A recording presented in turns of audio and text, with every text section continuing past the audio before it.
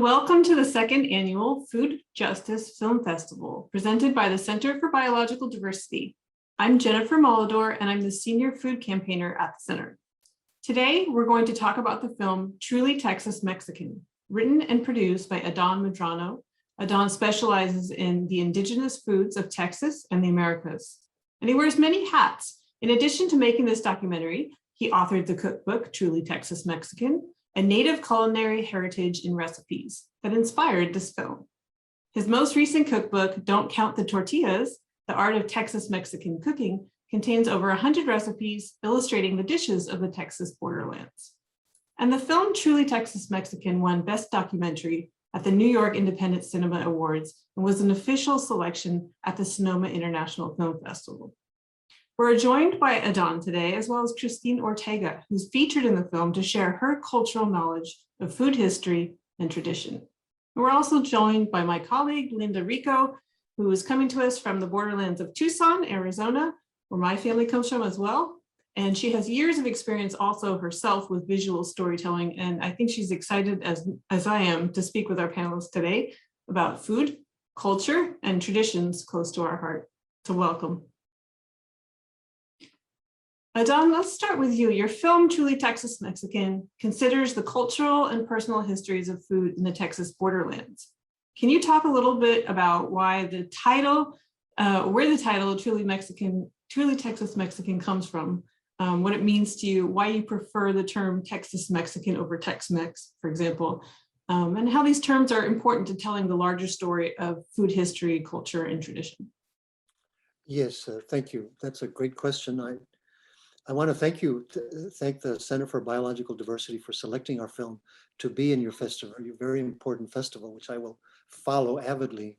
So thank you. It means a lot to us. We spent 3 years making the film, and we chose the title Truly Texas Mexican to, of course, get away from the term Tex-Mex, but more importantly, to rely on two things, Texas and Mexican, not the nations, because we believe that geopolitical borders exist, of course, and they're necessary for many reasons. But when we talk about food, food has no nationality. Food has roots, and it travels as people travel. It migrates, and the sharing of food is going to affect how we are living the term community, among ourselves with solidarity. So the two words, Texas and Mexican, relate to Texas. Texas, T-E-X-A-S, the X in Spanish is pronounced like a J. Texas, like an H, Texas, is the name of the Caddo Indians of eastern Texas. When the Spaniards came into contact with them, they learned that they were using the word Texas, and they called them the Texas people. And so we rely on the indigenous memories and traditions of the Texas. And then Mexico, also with an X, is from Mexica, which is the native peoples that are the ancestors of Aztecs and the others. They were the Mexica people, M-E-X-I-C-A. So that's where Mexico comes from. So we wanted to emphasize the indigenous nature of this food, and we took it from there. The original memories before colonization. Yeah. Adan, I have another question for you as well. In your experience, how have the indigenous roots of Texas Mexican food been erased from mainstream US food? No, we have been erased. Christine will share experiences as she does in the film, I'm sure here, but our experiences are from the intimate spaces of our families. And in those intimate spaces, we cooked nopalitos, which is cactus, pozole, the nixtamalized corn, and other dishes that are not served in Tex-Mex restaurants. Tex-Mex is an anglicized term for our food. I keep saying we are not a hyphenated people. Our cuisine is not a hyphenated cuisine. It existed north of the Rio Grande before the Rio Grande was a border. And it was erased as we were erased. The indigenous Mexican American people have suffered lynchings all over Texas from the Texas Rangers. and we were not allowed to vote. There was the poll tax 100 years ago. And so we have been on the margins. We haven't been marginalized, but our power has not been marginalized and has never been marginalized. So we continue to safeguard these traditions in the intimacy of our families and in our community. And that's why it's so strong. So when the Tex-Mex originators of restaurants see this food and find it so delicious, they take it upon themselves to copy it and to move it forward. And because they have access to capital, they can found restaurants and they can hire staff, which we didn't. We could just have outdoor small places. And so they have this marketing advantage. It's not a playing field economically. And so they take off. And of course, the food is so delicious that everybody loves it, but they changed it. You know, they added cheese, they added frying, they added, many things. And they left out the most, what I would call sacred elements, the cactus, those types of things, because they didn't know how to deal with it. And so, and then the writers of the 70s, 60s, 50s, who were taken up by the term Tex-Mex, were all non-Mexican Americans. They were non-Latinos. And so that's what they wrote about. They had access to the communication centers. We did not.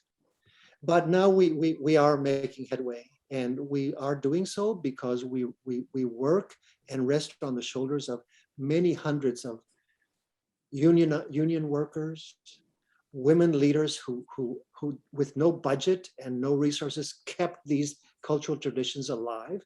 So we build on the I would say the liberation efforts of our predecessors who worked so hard for us to get to where we are today. And I would almost on a certain level, Linda, I would disagree that we are gone or that we've been erased. Because if that truly had happened, we would not have a base from which to have a refreshed outlook about our culture and about our food. And so yes, well, politically speaking, and when you look at the trajectory of colonization, yes, you can certainly say with great conviction that our culture has erased. However, I think Adan's last point about, where has it been preserved and protected and celebrated? When you look at those nodes, the colonization experiment has not succeeded in that regard, right? So having that awareness about it, then how do we become, again, refreshed, reinvigorated, and reinforced by our own historical and cultural knowledge? And to me, part of that is about reaching back and keeping those foods, keeping the knowledge of foods, keeping the knowledge of how to prepare them, and that those experiences, keeping those alive, I think will also contribute, as does our art and other forms of expression. Such a good way of putting it. And I just want to follow up on Adan's point as well. In the beginning of the film, you talk about attending the Culinary Institute of America, what I call the other CIA. It's been there as well. And finding that your cultural heritage of, I think you say, poor Mexican people wasn't represented, the food that they eat. And I kind of like how you go from scene to scene and everyone's so proud of their molcajete and they're talking about it, and it's been passed down from generation to generation. So I was wondering if you could talk about how you went from the Culinary Institute to starting to write cookbooks and the histories of food, and then turn this into a film, and just kind of what the trajectory was for some of the audience maybe who haven't seen the film yet. Okay, if you haven't seen the film, I invite you to see it. It's when the festival starts. The Culinary Institute of America has, since I graduated, contacted me, and I will be one of the presenters at their international conference later this fall. And if you read their literature, they will say food of the borderlands, and they will say this is not about Tex-Mex. This is a deeper. So they've jumped on board, and I'm just very, very pleased about that. The bad experience at the Culinary Institute of America is that they were talking about Mexican food as though it existed only in central Mexico, southern Mexico, and that it came over from there to this side, and it was Mexican food. And all of my experiences, my mom's cooking was not at all there. I remember when I was making frijoles, one of the recipes was refried pinto beans. And they wanted me to put them in a blender. And it's very hard to control a commercial blender because it's so powerful. It just turns everything into a puree, which is what it's supposed to do. So I asked for a masher because the pinto beans casero, we call our food comida casera, home cooked food, Texas Mexican food. When my mother when we make the beans, they're flaky, they have texture. And then we roast them in the pan so that you have caramelization of the starches and you have the effect of the protein also changing. And it's delicious if you cook them that way because it's a time-consuming process. So I wanted the masher, and the chef says, Adan, get with it. This is the 20th century. Use the blender. He had no understanding of what. So I found it was a can, a tin can, and I started mashing like in this big. And he came by and he says, "Oh, it's not just puree of beans." I said, "No, it's not. It's a different dish. It has a different flavor. It has a different look." So I realized after I graduated that this was a food that was not being celebrated by the wider community, and I felt it's so important. And I hated the fact that Tex-Mex restaurants like we won't name them, have taken away our vocabulary, and they call that our food. I said, we do not eat like that. As I say in the film, enough with the cheese. Really, we don't eat like that. So I felt that our voice was so strong with this food that I wanted to celebrate it. And that's how the film came about. I knew that I hadn't made a film in 10 years. Filmmaking was my first career before this chef. So I returned to it at the urging of a filmmaker from Latin America, who upon reading the book said, this book resonates with Latin America because it is the experience of indigenous peoples around the continent, South American continent, about the indigenous value. And so we found the team to put it together. And we were welcome, like with Christine's home. All the characters very generously welcomed us into their home, and they told their stories. And as you can see, I receded. If you see the film, I recede. And I just walk around, and every one of these characters lives because they have so many important things to say. Yeah, I agree. I loved seeing seeing all of that in the film. I thought you did a great job of, portraying all of that and showing the big differences. So that was great. Christine, I actually have a question for you, more about embracing the traditional ways of cooking, more specifically like talking to your elders to teach you and having your elders teach you rather than looking up recipes online. And I just wanted to know how doing that has strengthened your connection to the culture and to the community. Yeah, I thought that was a very intriguing question, Linda, because when you talk to people with the intent of learning and with the intent of trying to capture knowledge, there's a couple of things that happen. One is that you have to trust, right? You have to understand where that knowledge is coming from and then trust the source.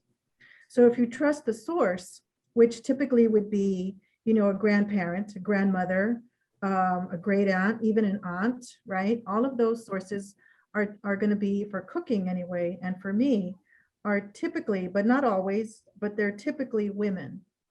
And so you learn how to build trust with what they're saying. And you have to listen in a different way, because that knowledge is like infused with past actions that they've taken. So when they're speaking out of things that they've actually done. So it's kinesthetic knowledge, in addition to relaying in an auditory form, right? And so you have these actions that are infused with their knowledge and experience. And so for me, it's like a travel through time, because they too had to have those same conversations, or they had to have experienced some of that knowledge that they too gained over centuries, right? And so for me, when I'm gathering knowledge, at the time I don't think of it, but after I realize that I've really gone through a vector of time, which is really could be decades or hundreds of years of knowledge that I now have. As long as I'm able to listen to it carefully, because it is infused with knowledge, just in terms of the cognitive sense, but it's also infused with experiential knowledge, and it's infused with self-expression, right? Because what, and Adan's film speaks to that, precisely to that point, which I thought was really, really insightful, although it was really subtly done, where there's a woman from South Texas who says that she took pieces of different recipes and then she put her own kind of twist on it. And so if I'm gaining knowledge from my aunts and my grandparents and my mother, they too have done the same thing.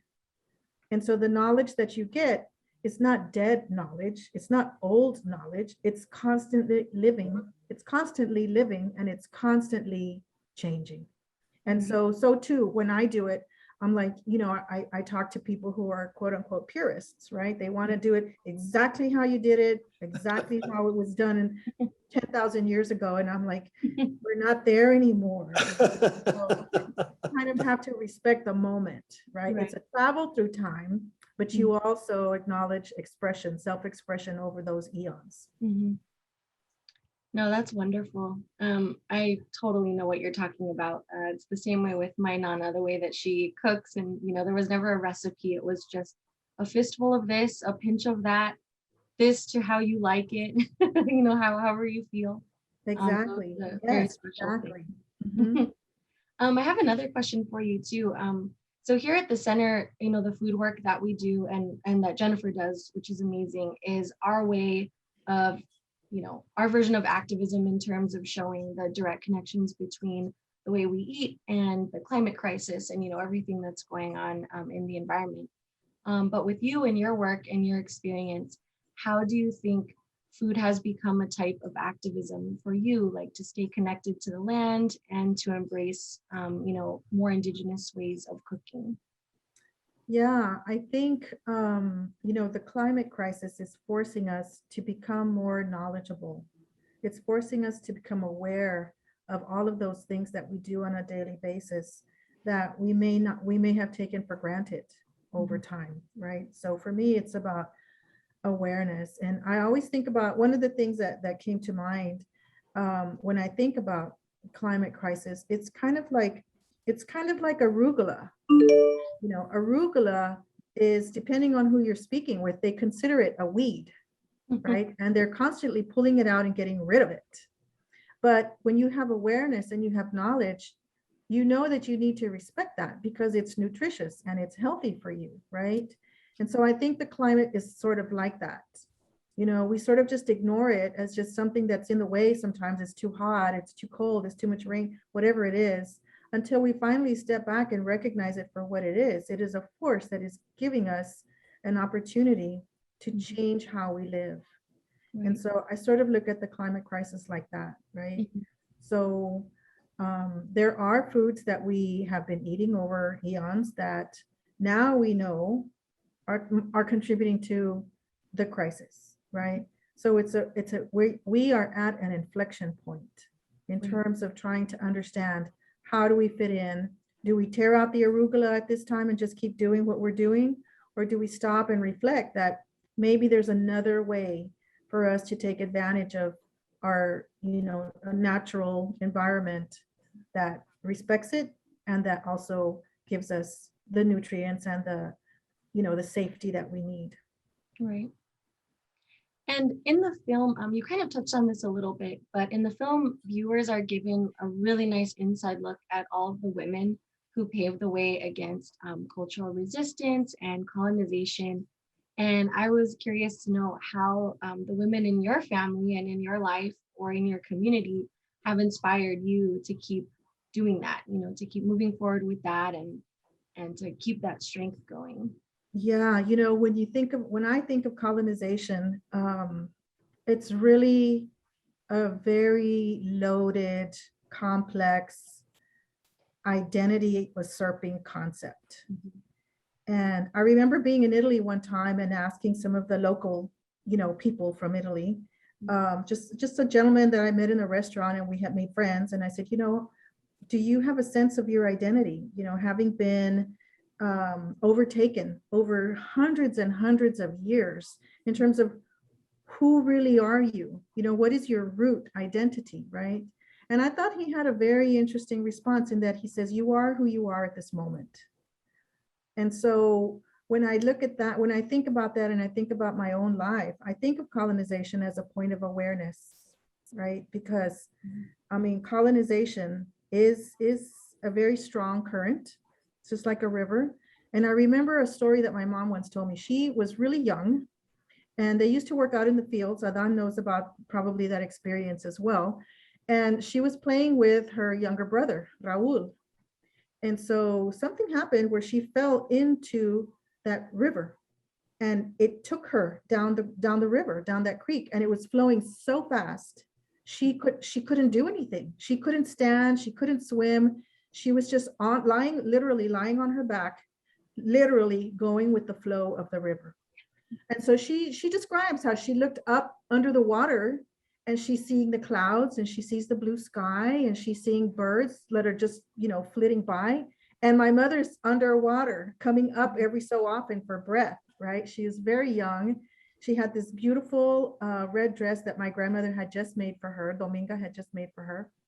And so at some point, as she's flowing down this river, she sees like this huge tree with a low hanging branch going across it. And she just, as she's taking her view of nature, she reaches up and catches that limb and pulled herself out of the river. And so I think that colonization is like that for us. I think that it is a very strong current that we cannot fight. We do it at our own peril.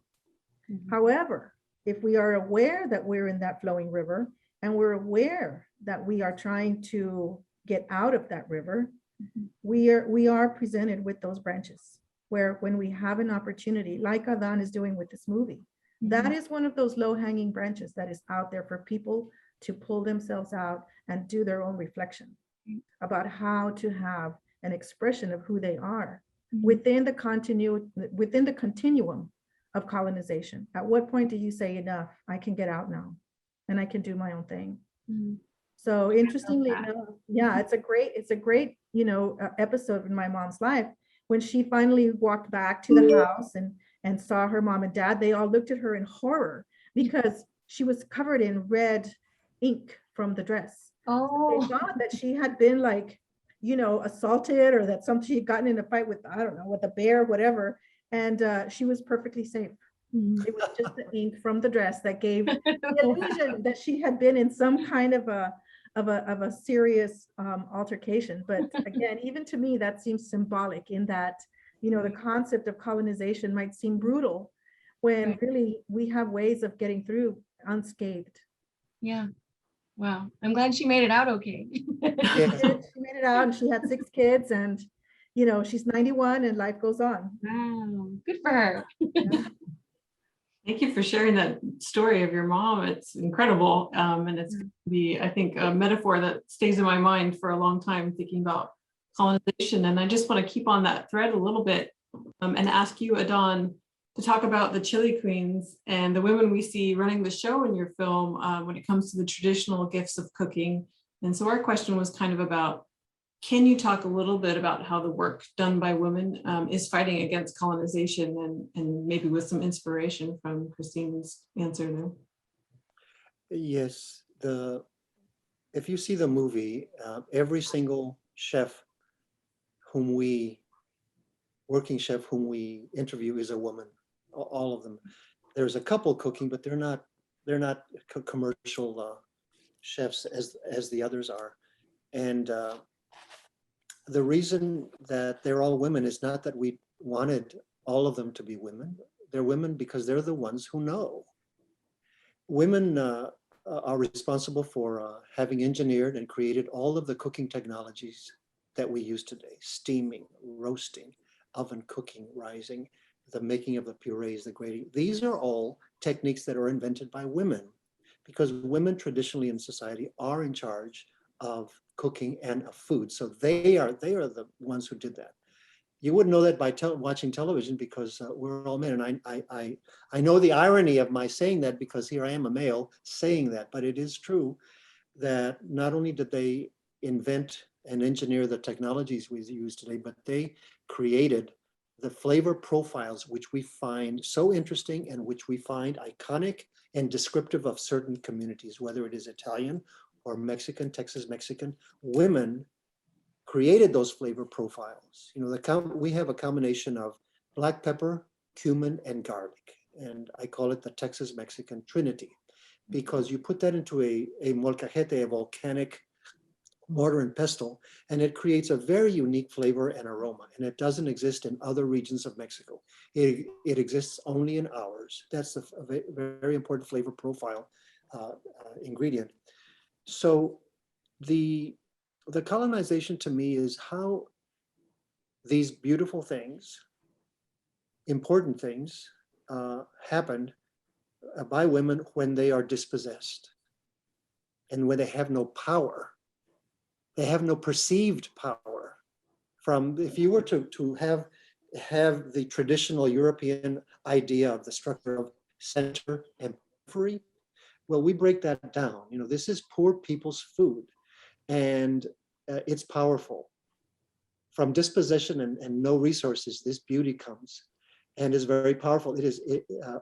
I think that the reason it functions and has kept us very strong through colonization, which took away our land and all of those others, is that it's art. Food is an art form. It's an artistic practice, and it has what some scholars call, it's socially charged.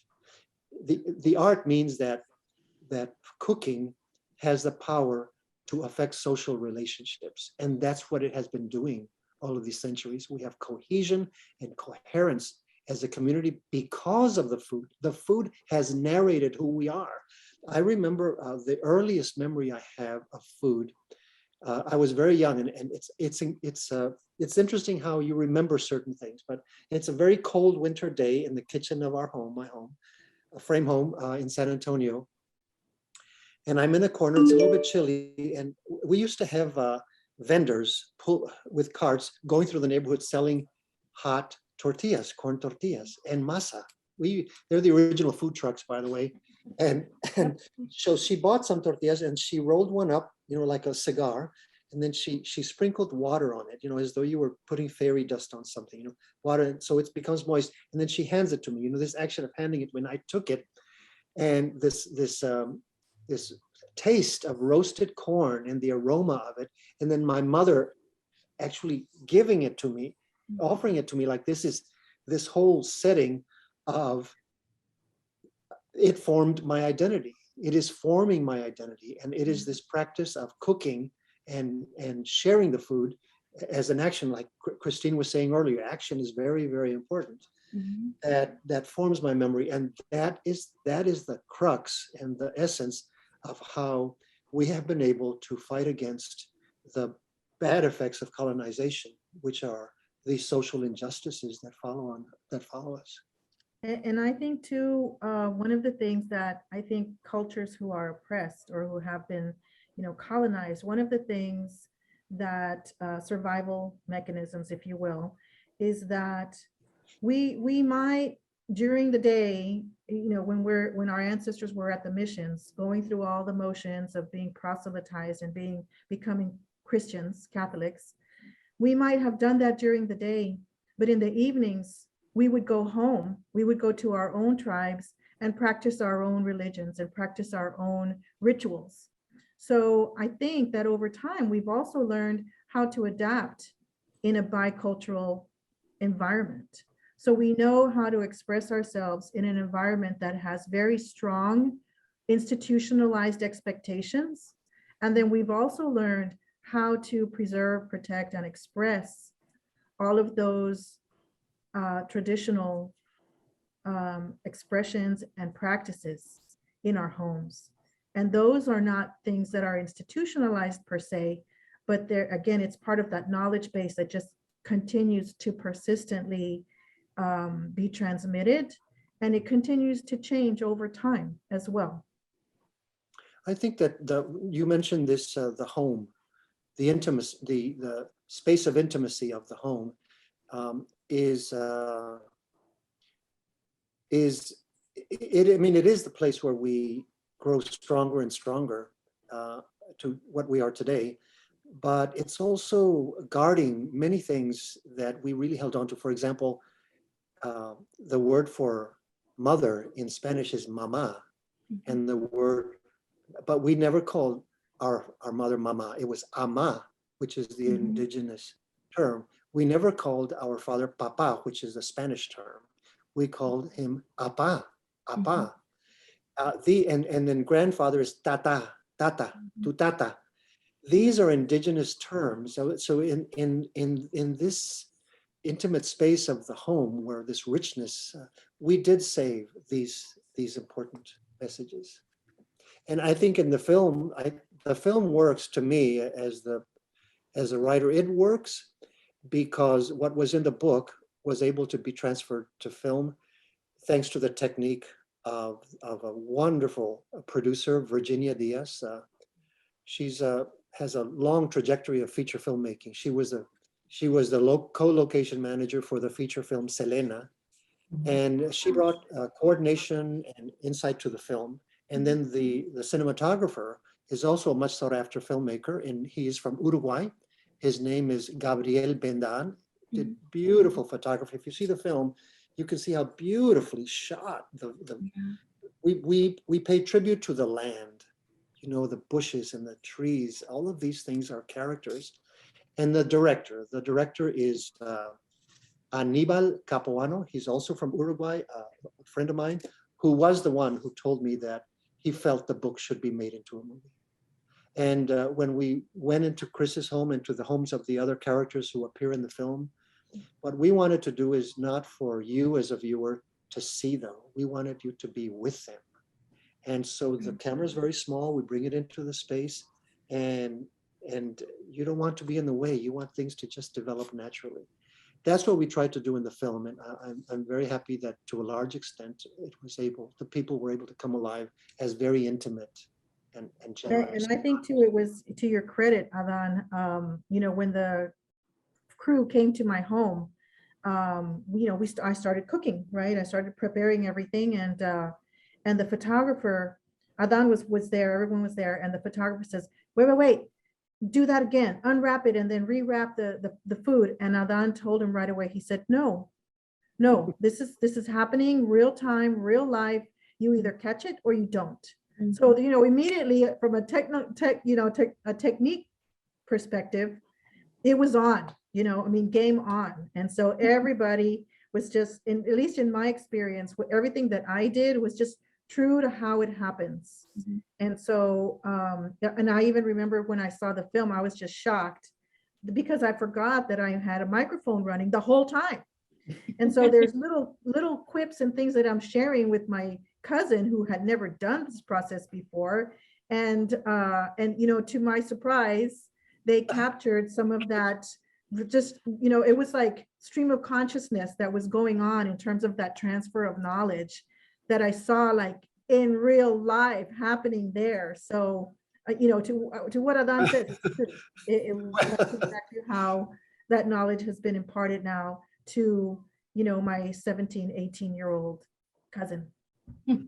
Well, you were Mike the whole time, and I don't know if I really appreciated them catching that when you say guys. They just don't pay attention to details. So I said, okay. I remember that part well. And we were speaking of intimate spaces, like going to your home, Christine, and a lot of these scenes are in the home. But one of the scenes that stuck out to me was the scene in Maria's restaurant. And there's sort of a crossover, right? So we're talking about comida casera, And people come into the restaurant and they tell her, this food reminds me of my grandmother's food. And so food is carrying the memory that way from the home. And I'm wondering if you could just talk about what you think about food and memory and what we're maybe lacking in mainstream culture about how we connect to our food. You know, it's very quick, it's very processed, and we're not having this memory attached to our food. Yeah. Well, I don't think that we need to worry so much about whether or not we're aware consciously of being attached to the food. I think that food has its own experience when you're with somebody or even when you're alone. And so we talk about how we consume food, right? And that's an interesting term that we use because now we talk about how we consume media, how we consume all these other, abstract things.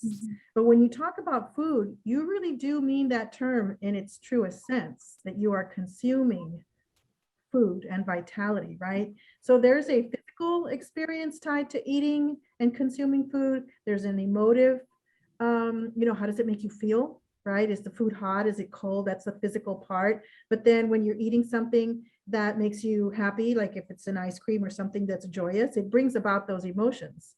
And, we can control our thoughts, but we don't really control our emotions. And so a lot of times when we're thinking about food, that's the disciplined part of the experience of food. We're thinking about it, right? But the unscripted part of food is just how we feel about it and how it makes us feel and how we interact with people. So for me, eating food, enjoying food does not have to be an awareness of any kind, because it is just a spiritual thing that happens that we have no control over. And so for me, it's like, if you enjoy it, that's it. Even if it's just enjoying somebody's company while you're doing it, you don't even know what you're eating. It doesn't matter, because if the food was not good, you would notice it in that context. Because you don't notice it doesn't mean that you don't appreciate it. And so for me, it's, being in a good place, being happy as you're sharing food, as you're making food. During COVID, it's also made me aware of that. Even when I'm alone and I'm cooking and preparing food by myself, for myself, it's a wonderful experience. It's truly joyous for me to be able to have time to just experiment, to do my own thing, and then share it maybe at another time with someone else, if I even need to. Sometimes the experience of preparing things and eating them myself and putting it on the plate well and just treating myself in that way is a great experience in and of itself. So I do have consciousness when I eat, but I don't think that it's a requisite for, by any stretch of the imagination, to continue to enjoy and consume food well. Right. Well, knowing and awareness takes different forms. One is cognitive, of course, but we've already mentioned the embodied knowing, the embodied presence. That carries forward a lot. That's why in many Native American communities, the attempt to explain philosophy and thought doesn't work, because the European way is that way. But they say, if you participate in the dance, the drumming, put your body in and they go on for hours, that is meaning making. That will form you later into how you act and how ethically your actions come across. It's not that someone is telling you, you are dancing it, the dance of the bear, you are doing it. So that is a different type of awareness. I think that because we start the story with the chili queens, I don't much care for that term, but it's the term. They were vendors, outdoor vendors, and we start the film with this story, outdoor vendors in the 1800s. They were very successful business-wise because they made San Antonio a tourist destination, as I mentioned in the film. But did they understand that they were providing our memory, that they were narrating for us who we are? I think they did. That's why they found it so important. But they would not have been able to express it the way we're talking about it now. They express it through the food and through the sharing of the food, how it's important to do that. So I think their cultural legacy, I prefer to call them the original chefs of San Antonio, Texas. Some non-Latino writer probably coined the term chili queens, and it stuck. And now it's good because we use it as a way to identify. So that's all right. But their work as a work of memory is at the root of this. And I go back to this, that we narrate our identity when we eat and when we cook. And I think too that just the experience of women who have learned and shared their knowledge from their past, again, it's kind of like from their previous elders, if you will, that I don't think that when my grandmother was showing me how to cook and sharing all the recipes that she had with me, I don't know how conscientious she might have been that this was something happening over thousands of years in her history. I think that she did have a great appreciation for what exactly she was doing and exactly making sure that I got it right when I was with her. Like that was important. Technique was important. The combination of flavors was important. The level of cooking and fire that you use, all of those other elements that came into place, you had to get it right, and you knew when you didn't, right? And so from those kinds of experiences, the transfer of knowledge by those women, even if they were in the plazas cooking, like Adan's describing as the chili queens, they too were imparting knowledge in the way that he just described. You know, whether you're in the dance and in the drumbeat, if you were in the plazas, either eating, learning, or helping out in some way, you were again part of that resistance, if you will, whether we had that awareness or not. Like now I can look at my base of knowledge that my grandmother imparted to me, which I had no consciousness of at the time. So we can speak to that narration now. I can speak to it now. But at the time, it was just about, oh God, I got to get this thing right, or else grandma's going to know that I didn't make the tortillas perfectly round. And so it's like the experience of living through cooking are moments. We have the luxury now of looking back on those moments, those sweet moments, with greater appreciation and greater wisdom, only because we went through them with no judgments. I wasn't there thinking, oh, I'm gonna work on a movie when I'm, in my 50s, I'm gonna work on a movie later on. So those ideas of what happens later with this knowledge are not there. What happens in the moment, it's the power of presence that really imbues each of those experiences with your cultural identity. Like it fuses those two things. Right. You know, Chris, if you remember the scene in the kitchen of the San Antonio chef caterer, Vargas, when she describes what the chili queens were, it's very different from what you read in the newspapers. And she did not, she explains very, very clearly, she did not go to the newspaper. She went to an elder, to find out who they were. And she says it was a fiesta. It was a celebration. It was, so her understanding of it is not just the recipes and the meals and the selling. It was this larger moment where, when you sell food, you are in a relation. That's the difference between a supermarket, HEB, and a mercado. A mercado, an open air market in Mexico and here, you have a relationship. You're a vendor and you have regular customers who come. You go there for the cultural relationships and you asked earlier about the connection to food.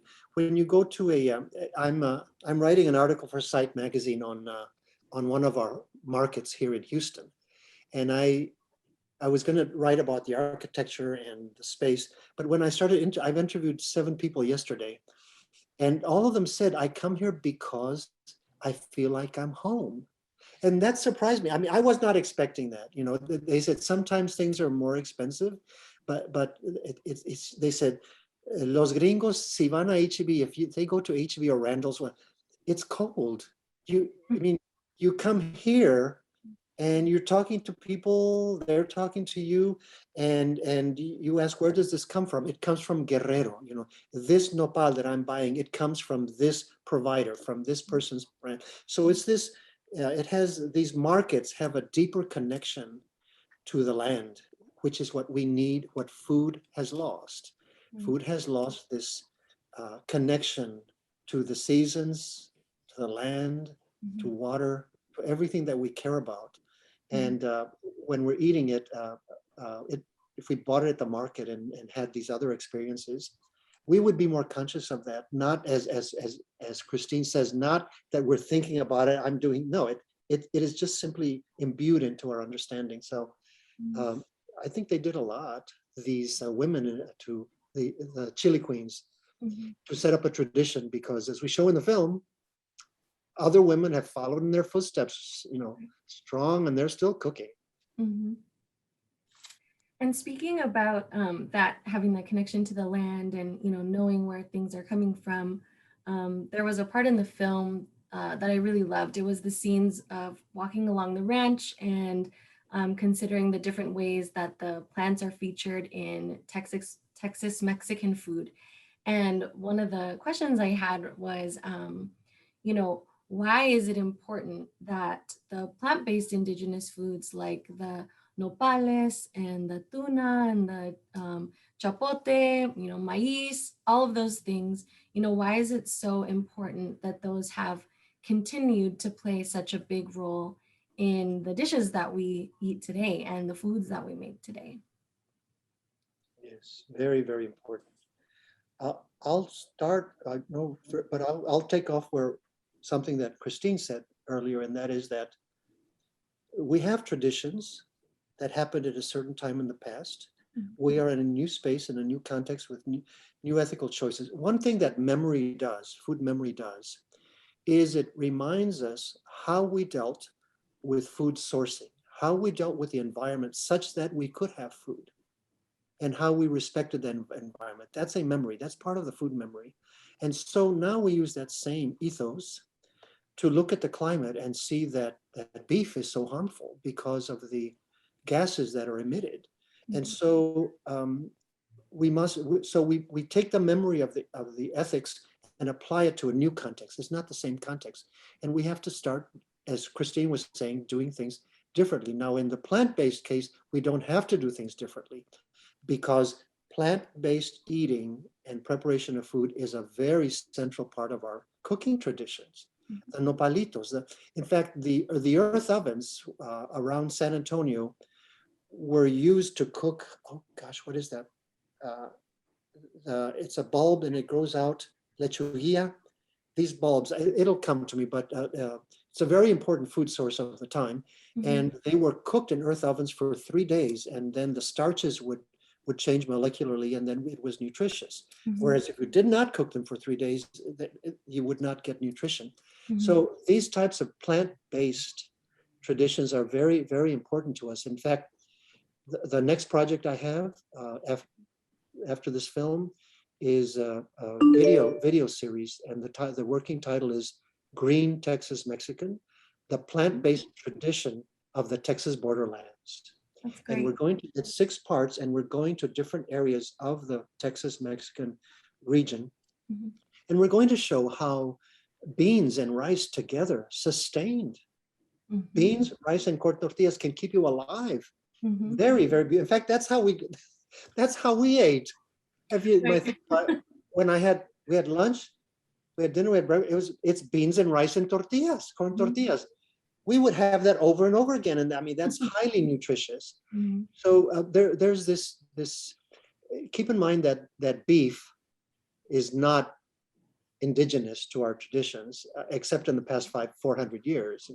It's imported by the Spaniards when they came in the 1600s. They started coming, and they just brought so many of them so fast that it devastated the other.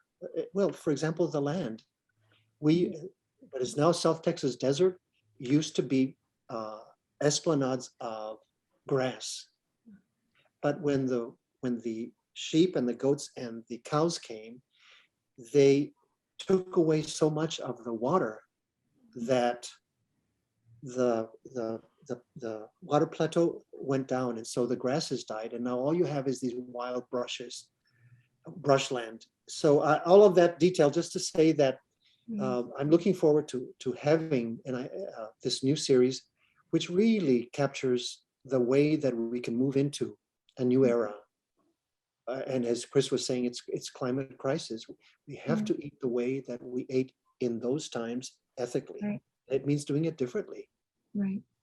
Well, and I think too, even in my own life, I'm not sure if it gets right at your question, Linda, but I can tell you that even in my own life over the past, few years, I have looked at more carefully, like what can I do, even as just one person, just one individual in this huge, world of billions of people, how do I make a difference, right? So now I'm happy to say that I've gone through experimentation in terms of what I can grow in my backyard. Last summer, my diet was full of tomatoes. This summer, my diet is full of cucumbers, right? Because I had so much in my garden that I'm learning how to garden and, learning what to do, what not to do, and learning how, pests get in the way, right? When they take over your cucumber patch and you have worms in there, okay, I got what I got from the harvest. I did plant an avocado tree, which was from my childhood. Even when we would go visit my family in Mexico, in Coahuila, my family on the other side of the border, had avocados. They lived by a little creek. And we would just have corn tortillas with, avocado. And Yes. that was part of our diet. Yeah, it's so good. And so I have a project to get that avocado tree in the ground as soon as it's mature enough. Of course, it froze in February, but lo and behold, the roots were still alive. Right. And shoots. Have to wait, but it's coming. Same thing with the banana tree that I bought a few years back. It froze, but lo and behold, like our people, the roots are still strong. Right. It's still there. That's wonderful. It's funny that you mentioned the avocado. I've spoken to famous chefs, Mexican chefs, and Mexican American as well. Michelin from San Antonio, for example, is a highly acclaimed restaurant. What is your favorite Mexican food? It's a freshly made corn tortilla with slices of avocado. I mean, that combination of flavor it's my favorite food. It's so delicious. Why gild the lily? Those two indigenous ingredients together, the combination is so delicious. I urge everyone to get and watch some of my videos to see how to cook the tortilla, because it's not just sort of putting it on. The tortilla is a very special item. It's not just a wrap for something else. It's got to be really special. Anyway, avocados and tortillas. I had the same experience at the same place that Chris did. You sit down under the tree, you cut down the avocado, and you have it on the moist corn tortilla. Oh my God. So good. The party. It's my favorite too. And I think you transitioned nicely into my last question, which is how can people find your recipes and cookbooks online? Oh, okay, thank you. AdanMedrano.com. That's my name. You see it on the screen, but for the URL, you don't have an accent. Just ADAN Medrano.com is a place where I keep recipes when I cook, so that I can have them. You can see about my books there, and some of my favorite recipes are plant-based. So you can see a recipe for cactus nopalitos bathed in a red guajillo sauce. I mean, that's delicious. You should make that. And then for breakfast, you can combine it with eggs if you're an oval vegetarian. And then pozole, which is nixtamalized corn, pozole, which is you can make it from scratch, but you can also buy a canned hominy, but it's bathed in these flavors and seasonings and there's no pork in it. Pork is a recent addition to our diet. And then beans, make beans well. Yes. Go to my website and look for refried beans, and I call them well fried because there's hardly any fat. In fact, I don't cook them with fat at all. And then cook them that way, and you'll swear that they have bacon in them, and they don't. They're just delicious. So it's AdanMedrano.com. Thank you for asking. Yeah, I just wanted to give you a chance to plug that because it's an incredible website, an incredible amount of recipes, and they're just amazing. I love them myself, and I couldn't agree more about how to cook beans and the importance of doing so. So Christine Ortega, Adan Medrano, thank you so much for being with us today, and I encourage everyone to go watch Truly Texas Mexican, and I hope to speak with you again soon.